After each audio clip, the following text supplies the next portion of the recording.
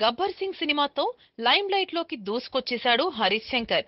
Cinema కంటే కూడా ఆ సినిమా ఆడియో రిలీజ్ ఫంక్షన్ లో పవన్ ని ఆకాశానికి ఎత్తేస్తూ మాట్లాడిన మాటలతో బాగా గుర్తుండిపోయాడు. ఆ తర్వాత Ramayya Vasthavayya audio release function లో ఎన్టీఆర్ ని కూడా అంతకు మించి అనే స్థాయిలో పొగిడేశాడు హరీష్ శంకర్.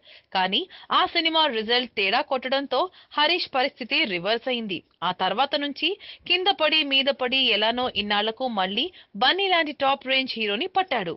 మరి అల్లు అర్జున్ లాంటి హీరోతో సినిమా చేస్తూ ఏ సీన్ అయినా ఎలాంటి సీన్ అయినా సింగిల్ టేక్ లో ఓకే చేసే one and only hero NTR అని పొగిడేశాడు హరీష్ శంకర్. హరీష్ శంకర్ మాటలను విశ్లేషిస్తే బన్నీ సింగిల్ టేక్ ఆర్టిస్ట్ కాదు అన్న అర్థం వస్తుంది.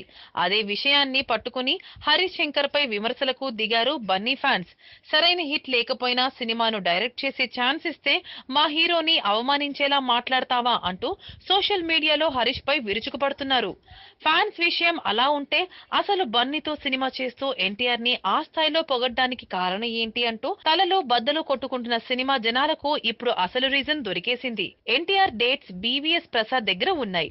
ఈ నాన్నకు ప్రేమతో సినిమా ప్రొడ్యూసర్ ఎన్టీఆర్ కి అడ్వాన్స్ ఇచ్చి ఉన్నాడు. ఆ విషయం తెలుసుకున్న హరీష్ బీవీఎస్ఎన్ ప్రసాద్ ని కలిసి కథ చెప్పారట. ఆ కథ ఆయనకు నచ్చడంతో ఎన్టీఆర్ దగ్గర కూర్చోపెడతానని మాట ఇచ్చారట. సో ఎన్టీఆర్ ని కథ నెరేషన్ ఇవ్వడానికి ముందే ఎలా అయినా ఇంప్రెస్ చేయాలన్న ఇంటెన్షన్ కూడా హరీష్ కి ఉంటుందన్నమాట. హరీష్ పొగడతలతో నిజం ఉన్నప్పటికీ ఇండస్ట్రీ జనాలు మాత్రం ఇలానే చెప్పుకుంటున్నారు. అయినప్పటికీ కూడా ప్రస్తుతం సినిమా చేస్తున్న హీరో బన్నీని వదిలేసి ఎన్టీఆర్ ని ఇంప్రెస్ చేసే పనిలో పడ్డాడంటే ఎన్టీఆర్ రేంజ్ ఏంటో అర్థం కావటం లేదా? For more updates on anything happening in Tollywood, please like, share and subscribe